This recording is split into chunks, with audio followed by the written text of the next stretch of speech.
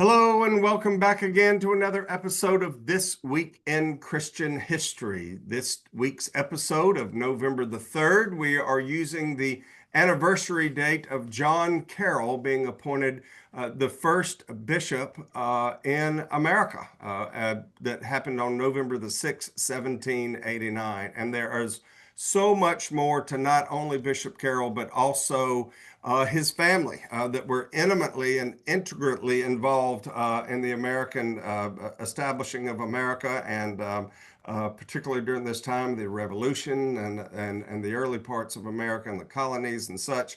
So we're very glad to have Theodore Madrid with us. Theodore is Dr. Almost, right? He's in the middle of his Getting getting close. his PhD at Hillsdale in Michigan, and also teaches at Holy Cross, and is moving in that way to be a full-time, more expanded scholar and professor. So, Theodore, thanks for joining us. We really appreciate it. Yeah, thanks for having me. Excited to be here with you.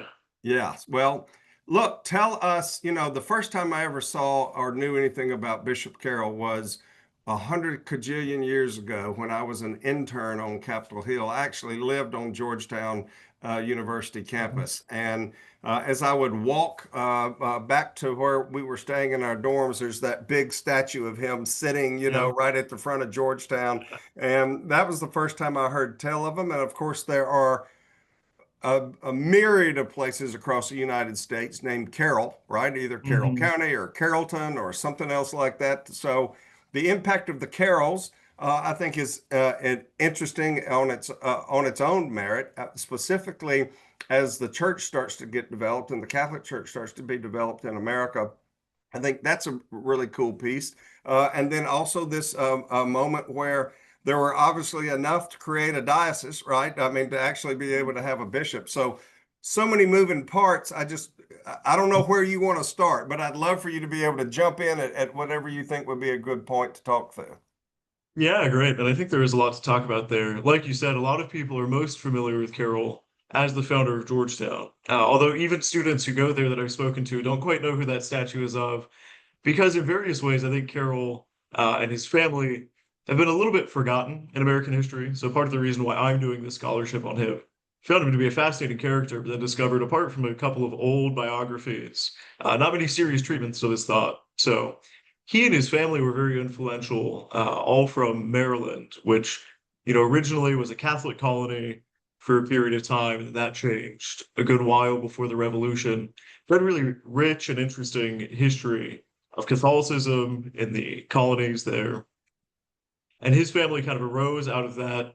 The name Carroll wasn't in the original list of names at the time that the first ships came over, but arose out of those families and then subsequent people coming over from Ireland.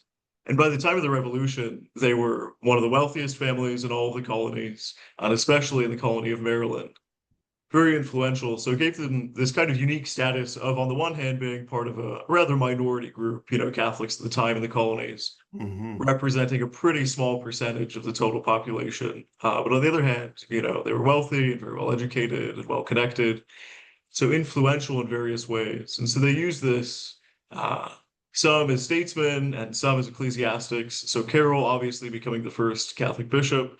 He has cousins who were at the Constitutional Convention or in the Continental Congress, signing the Declaration of Independence and so on. So they're right there in the midst of everything. His cousins, especially Charles and Daniel. John takes a slightly different path, where at the age of 13, he actually goes over to Europe to study with the Jesuits and anticipates that that will be his life, to be, in the Jesuits, living in Europe forever. And In this is 1770, Daniel, you're saying, or sorry, John? this is John. Okay, Yeah, okay, okay, Archbishop John Carroll. okay. Yeah, and his cousins and other members of his family would also have been sent over to Europe to study for a shorter period of time, since it was impossible for young Catholic gentlemen in the colonies to get an education. They had to go abroad. But whereas his cousins would go for college and then come back, it was his intention to go and stay. So he Hmm. eventually, after completing lengthy studies over many years, is ordained as a Jesuit and lives that life for a while as a Catholic priest. But then in 1773, when the Jesuit order is suppressed by the Pope, just Hmm. completely done away with, he suddenly finds himself, sort of homeless in a way. His institution that he'd been a part of, and all of their assets, are dissolved and taken away. So at that point, he comes back to the United States in about 1774, And he'd which been where? I'm sorry. he'd Where been was? in Europe, mostly in France. Oh, okay. Okay. Yeah, yeah. And so got an exposure to a very interesting, very thorough education and theology, of course, but also philosophy and history and legal studies and all these kinds of things. And then comes back to the United States sort of right in the last couple of years, before the revolution starts, and almost immediately jumps right in. Becomes a major proponent of the revolutionary cause and especially the cause of religious liberty. Yes, that's kind of a brief context on who Carroll Yeah. is and his family, but we can jump more into any of that. Yeah. Well, let's jump into any and all of it. I mean, let's uh so had maybe this dust up between the Pope and the Jesuits not have occurred, you think he probably just would have hung out and just stayed? That was his intention to do it, but that was probably he wouldn't have himself come back. But the family certainly still would have been here very involved in whatever they were going to be involved in, right? As far as the revolution. Right. Yeah, yeah, and his cousins had been back for a longer period of time and were already actively involved in the revolutionary cause. And then his extended family, yeah, all had remained in the area. In a private letter after the suppression of the Jesuits, he's quite despondent, actually, before Mm, he's figured out that he's coming back to America. Um, and, says effectively that he wishes God had killed him instead of putting him through the misery of having the Jesuits suppressed. So it was a great emotional loss for wow. him in a very significant way. Although, the design of Providence, one of those kind of things that put him in the right place at the right time, uh, you know, in a manner that he couldn't have expected or even, didn't really seem to be wishing for. Well, so let's talk first about the family piece, and then let's loop back around and talk about him actually getting to the point where he gets, for our subject matter today, which is his becoming bishop. So the family, these are his Charles Carroll, for example, signed the Declaration, right, of the Independence, and wasn't he the last signer of the Declaration of Independence to lived longer than any of the original signers? Is that right? Yeah, I Somewhere that believe that's right. gets in my brain but that doesn't. There's a lot of Sure. stuff going around in there that may or may Yeah. not be true. Um, um, but were their fathers were brothers, so they were first cousins? Is that right, or did he Hmm. have brothers that were involved in? None of his brothers, no, but Okay, yeah, so these would have been his cousins. okay, Yeah. okay. And then um, Charles's son was Daniel. Is that right, or Daniel was another cousin? Another cousin. It's kind of a complicated family tree, Sure, but sure, but like good Catholics, right? There's a lot of them, right? I mean, that's so right. there's That's right. Yeah, there were so at the time. prolific is not unknown, right? Yeah. To a many good number of children, right? So okay, did they have any cousins that were sisters that married into other people that were involved in the revolution that you know of, or was it just uh, Yeah, in terms of other leading statesmen, I'm not sure off the top of my head. He did have a number of sisters, and then also, yeah, other female cousins throughout the family.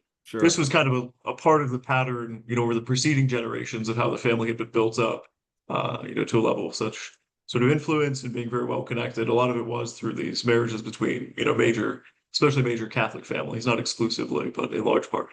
sure, sure? And Maryland would have been the place, right? I mean, more than I mean, that would have been the most ideal spot for you to have found other Catholic families, right? Would have been in the colony of Maryland. Yeah, exactly. Having started off as a Catholic colony, and then a lot of them did remain there. Some left after the uh, Catholic control over the colony was lost, but many stayed, uh, Hmm. including obviously the Carrolls. Right, right, right.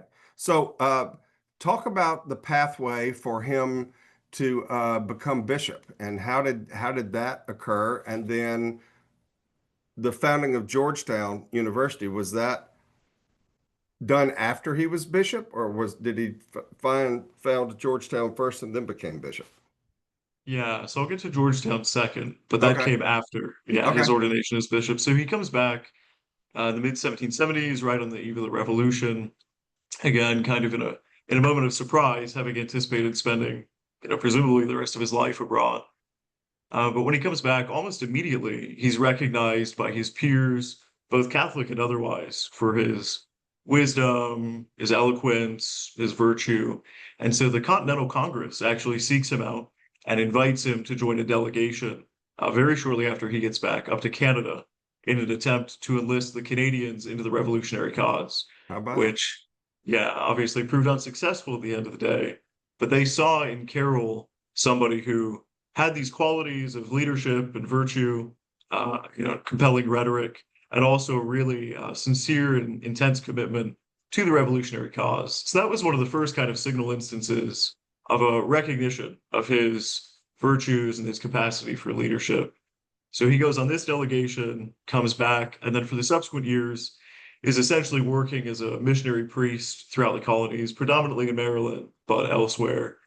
And so at the time, there are, not very many, maybe a little over a dozen Catholic priests in the area, and then some others in the surrounding colonies and further south and so on. But there's no ecclesiological structure, no hierarchy, no authority. And so this presents, somewhat of a difficulty, both for just management and, overseeing things effectively, and then also in the case of, various disputes which arise. And so in the subsequent years, there's an effort made on the part of Carroll and some others to petition Rome, the Holy Father, for establishing some kind of authority structure. So as they're going about this, a big element that they recognize is that it needs to be thoroughly American from the start. Hmm. And so the man chosen for this leadership position, they really don't want it to be a foreigner coming, from Italy or from France or from London. And also that the sort of American Catholic Church needs to be very independent. And they're very clear that this is very much a political concern in a certain way. The great Mm-hmm. fear of any sort of foreign jurisdiction influencing our system of republican self-government applies in a certain way, quite intensely in some cases, in the minds of non-Catholics to the sort of, spiritual supremacy of the Pope and all these kind of things. Right. So Carroll's very insistent during these years that they need to select somebody from the American colonies who's going to have this sort of independence. And in a couple of letters, he kind of adverts, I think it might end up being me, but I really don't want that to happen. And I think everyone's going to know I'm not up to the job. He's a very humble man.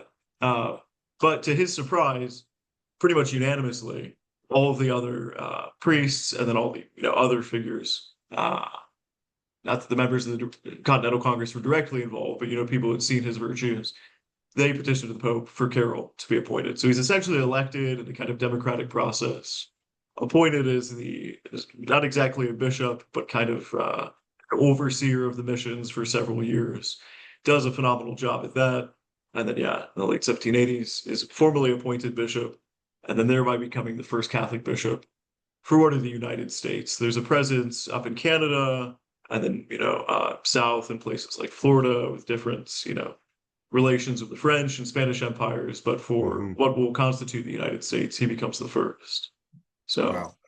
Was that one big diocese that was like the 13 colonies? Was like at that time, they were just in pockets, right? I mean, there weren't, outside of Maryland, really, where else would there have been some pockets? Larger cities that would have been more pockets of Catholics there than there would have been in, let's say, Massachusetts, where the Puritans were reigning, running strong still. I mean, that there wouldn't have been as many, or did he have to? So that's, I guess, a 15-part question. But the first one is, Yeah. was that one big diocese at first? Is that the way it was formed? And this is just for our listeners to understand, me as well. You get is it a bishop then and created within a diocese, or is a diocese created and then a bishop is appointed to that, or is it kind of Yeah. overlapping? So ordinarily the diocese would pre-exist, and Carroll's successors succeeded to the same diocese that he had had. Although within his lifetime it was further refined. So when he was appointed, the Archdiocese of Baltimore covered all of colonial America, and then even a little bit beyond that, kind of on the periphery. Within his lifetime, some other bishops were appointed to some other sees, some new dioceses that were created and carved out. And now, in a typical state, there are going to be several dioceses within just one state. So there's many, many more than there would have been at the time. But so his responsibility was over a pretty broad geographic territory, And then, like you said, predominantly the concentration of Catholics was in Maryland, although there were small pockets elsewhere, in no place were they anywhere near a majority. So it was these little pockets of parishes and communities and things. So Philadelphia is an example of a place that he has a lot of letters and correspondence with priests in Philadelphia and the congregation there, in New Jersey and elsewhere. But nowhere that's, a massive representation. It's kind of small pockets here and there. Sure, sure. Hey, we're enjoying our conversation with Theodore Madrid, and we're talking all about Bishop John Carroll, the first Catholic bishop appointed in the United States. So we're enjoying that conversation and dialogue. So he becomes bishop and is doing the work that the bishop would do, connecting with the priests in the spots where there are priests, where there are congregations, I guess where there are a number of people who are practicing their Catholic faith, that there would need to be a priest, right? So if you're one guy living over there somewhere near Daniel Boone in the middle of nowhere, right? I mean, it's probably a lot harder to be able to be connected to a church. But I mean, as you grow and things are growing and moving forward, as he is developing the diocese, as he's developing in his role of developing churches throughout the colonies, is he simultaneously very conscious of I guess the American cause and the American independence and the development of this new nation, all of that kind of interwoven for him, or does he start to kind of separate church and state stuff? Yeah, he's very, very aware and very actively discussing a lot of these things. He does make the point in at least one place that, when pastors and churchmen get too involved in politics, people become a little suspicious. So, on the one hand, he's not seeking public office or otherwise directly beyond things like the Canadian delegation, uh, attempting to be particularly involved. But at the same time, a constant theme in both his private and public writings is a sort of celebration of the American project, and especially certain themes like the union of the American people and certain policies, especially religious liberty, is one of the things that he was a huge proponent of. And so, very often, both in private letters, in sermons, things like that, he's celebrating these in a particularly political way, and will Hmm. kind of weigh in on these conversations. And there's a couple of really significant instances in particular. Uh, he has a letter in response to a man named Charles Warden, and then another which he signed with a pen name Pacificus. And these letters are printed in popular newspapers Mm. uh, and are sort of a mixture of a little bit of apologetics, but then also a lot of commentary on these sort of directly political questions. So yeah, while he's mostly concerned with overseeing the sort of spiritual affairs Yeah. internally to the church, it's a shockingly consistent theme throughout much of his both public and private writing. His concern for political affairs. Yeah. How about that? Well, he's wired in and connected in such a way that Yeah. he Yeah. didn't have to go read about this stuff. I mean, he's Right. connected in with enough people, that his family and others, that are going to know what's going on, right? And in addition, I mean, so he's got a front row seat, right, to all of it. How much of it he's actually participating in as a, it's not like he was a member of Congress, or that he Right. was governor, or that he was served in the legislature, any part of that, but he still nonetheless was super tied in to be able to Mhm. know what was going on. Yeah. Yeah. Exactly. Yeah, I think I should also say just another word about please. Georgetown, which you had asked about, Yes. which is interesting as an expression of sort of this attitude. So it was one of the major efforts of his career to establish educational institutions, both at the primary, secondary levels. So there were a couple of different colleges that he was involved in founding, Georgetown being the most well-known one. A really interesting feature of Georgetown uh, is that he was very conscientious from the start that it needed to be a sort of ecumenical institution, open to students and even to some extent, faculty, regardless of denominational affiliation and faith and those kind of things. And it's sort of emblematic of his broader thought, which is very ecumenically focused in that Mm, way. And so when he's commenting on political affairs, especially on the question of religious liberty, a lot of what he's responding to is the sort of leftover, acrimony from prior years between various denominations as they're fighting things out in the colonies, and often trying to, smooth that over both through explaining, what it is that maybe Catholics really believe, as opposed to some of the, uh, mistaken notions about what that might be that lead to people, having less trust. But then, yeah, in Georgetown in particular, there's this really concerted effort from the very start to unify people, across denominational lines and those kind of Mm. things. Is it fair to say that he was the founder of Georgetown or a founder of Georgetown? Yeah, the founder. Yeah, yeah, Yeah, yeah. yeah. And you had asked about the timeline. It- Actually, opening the doors and getting things up and running came a little bit later. It was sort of an extended project, complicated to get the money and the faculty and the grounds and all that kind of thing. But he had been working on it from pretty early on. Yeah. And yeah, I think it would be fair to say he was the founder. Yeah, yeah. Yeah. Well, what were there other universities that he had his hand in during his time of being bishop, or was that Yeah, yeah, primary? there were quite a few. Washington College, he was involved, the board of directors. St. Mary's College in Emmitsburg, Maryland, he was very involved there. And then in various ways was, board member on philanthropic organizations that gave money to these kind of things, otherwise helped try to steer them. But Georgetown would be the big one, and then probably St. Mary's, then Washington College, Yeah, amongst he's a busy others. guy. He's a busy guy. Yeah, yeah, very much so. Where Yeah. was the diocesan headquarters during all that time? Where did he live? It was in Baltimore. Okay. And so the basilica is actually still there. Another interesting little nugget from kind of his, much like Georgetown, things that he was doing that are, I think, expressive of his thought. If your viewers are interested in looking at photos or if they're ever in Baltimore, it's a very beautiful church that he oversaw the designing and building of the basilica Oh, there. And it's, I think, interesting in a sort of political lens for the reason that, as he discusses in some of his private writings with the architect and other people, very intentionally attempting to mirror a sort of American aesthetic, architectural aesthetic, as opposed to, some kind of old world, medieval, Gothic style or something like that that might seem, a little more obvious for the right. choice of the sort of new Catholic Church there. Yeah, and I'm no architect, so I might fail in the precise description of these things. But I mean, as soon as you look at it, you can see, this is a very thoroughly American structure, which I think is emblematic of his attempt to really fuse American Catholicism Hmm. with the broader American society and political order.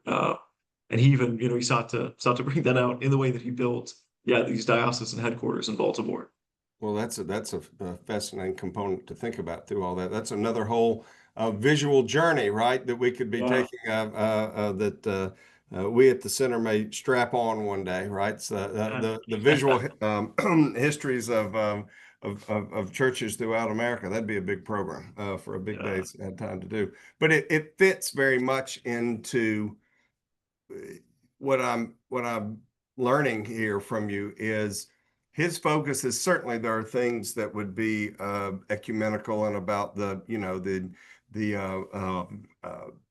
continuation of church work and finding and being a spiritual leader, and that wasn't lost on his what his primary role to do, but integrating that into the whole idea that of what it's meaning to become an American, not a British citizen who also happens to be living in America, okay, but actually becoming an American in this new country that we're creating. He's got this opportunity to things like making sure that Georgetown is as open to anybody as that wants to come in to study, that we the architecture that you're mentioning here, these are things that are obviously pressing on his brain, right? I mean, that he understands this is maybe I'm a man for my time, right? I mean, and Mhm. I really want to make sure that people don't think, oh, that's just kind of a Catholic thing over there. And I don't know really kind of what these guys are doing. No, we're very much a part of anything and everything that would mean to become an American, Mhm. to be a citizen of this country. And what great forethought for him to be able to have that, right? To be able to see that. Yeah, yeah, absolutely. And I think you described it well. And I think that's one of the sort of characteristic themes of his entire career, these, yeah, efforts to bring everyone together, in a sort of common political and social union. Yeah. Right, right.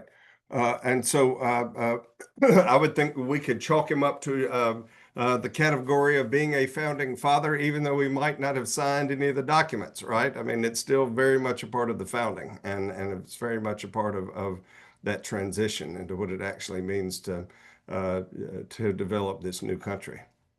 Yeah, absolutely. And yeah, while not, a member of the Constitutional Convention or anything, he had family who were, and then was, well acquainted with many of the founding fathers. Benjamin Franklin, in particular, he got to know quite well during their expedition to Canada, maintained, correspondence and familiarity with. And George Washington, he also was somewhat familiar with and really admired. Has a beautiful sort of eulogy given after Washington's death. And anytime Washington's name comes up, he has nothing but the highest praise for him. Oh, really? Yeah. Yeah. So in some sense, yeah, a founder, certainly influential, I think, in particular, the kind of broad religious liberty and toleration at the time of the founding. He was a real champion of that, and I think a really strong voice there. Yeah. Yeah. It's maybe said kind of a different way. He's not pigeonholed per se only into ecclesiastical matters and only things as it relates to the Catholic Church, right? Yeah, There's exactly. enough there on its own, right, for him to be, somebody that we would talk about within the Center for Christian History. But when you add into that this whole idea of understanding this place and time as it relates to the founding of the country, particularly on these themes of religious liberty and others, uh, we kind of get a twofer in America, right? With this guy, Yeah, right? yeah, exactly. Absolutely. Hey, thank you so much. Tell us about I know you have a great article that you wrote that's kind of I guess, a little bit of insight into your dissertation and others that we would like to link that back on our show notes for people to be able to find. Tell us a little bit more about that article. Yeah, yeah. So essentially, the goal of that article is to kind of unpack what are the principles and ideas in Carroll's mind that allows him to achieve this kind of synthesis. You look at his education that he received as a Jesuit over in Europe during his younger years, in the sort of scholastic tradition, kind of the medieval political theology, themes like religious liberty or, pluralism in society aren't entirely absent, but they're usually not spoken about with such, approval and even Mhm. celebration. So it's kind of interesting. You have Carroll who comes out of this form of education, very much steeped in this kind of scholastic tradition. Uh, and yet, when he lands in Maryland in the 70s, 1774, pretty much immediately is very, very enthusiastic about this new political project and especially about the principles of religious liberty. And so the article is kind of asking where are those ideas coming from? And Mm. there's essentially two broad buckets I'll allude to, and then the readers can read it in greater detail in the article. But the one being his own familiarity with American colonial history and the sort of incessant, especially in Maryland, this is a big problem, factionalism between the different denominations, which at various times became, quite hostile and even bloody, but plenty of sort of political persecution. And so he's Mhm. familiar with this and kind of perturbed by that and looks for a brighter future. And then also on the other side has this sort of ecclesiological, theology that he's able to employ, falling broadly under the sort of description of being conciliarism. Within that, there's a kind of more particular breed called Gallicanism that he and a lot of his peers were exposed to, and some of his peers became big proponents of. And I think that's important in understanding Carroll's thought, because on the one hand, you could say he simply saw, Republican self-government and a policy of religious liberty and for pragmatic reasons, thought it was advantageous. And I think that's true so far as it goes. But as a sort of inheritor of this long and kind of complicated Catholic tradition on things, he needed the sort of theological and ecclesiological side in order to make those two meet. So the purpose of the article is to kind of draw out how those two influences, kind of the Maryland history, and then the school of thought relating to conciliarism, provided the basis he needed to achieve this real synthesis between sort of Catholic political theology, you might call it, and then the American political order, especially on the issue of religious liberty. Wow, how cool. So glad that you are taking the time to do that. I mean, right, one of Yeah, one it's of an our honor. founders that in my not so humble opinion, needs a little bit more daylight on him, right? To let Yeah. people know a little bit more about. So thank goodness you're doing the work where Yeah. that Yeah. fits. What's a real privilege. Yeah. Absolutely. Theodore Madrid, thank you so much for enlightening us more about Bishop John Carroll. And for those who want to know about more things involved in Christian history, we hope you'll go back to our website at thecenterforchristianhistory.com and learn about other podcast episodes, other reference points and resources that we have available there. So thanks for listening in.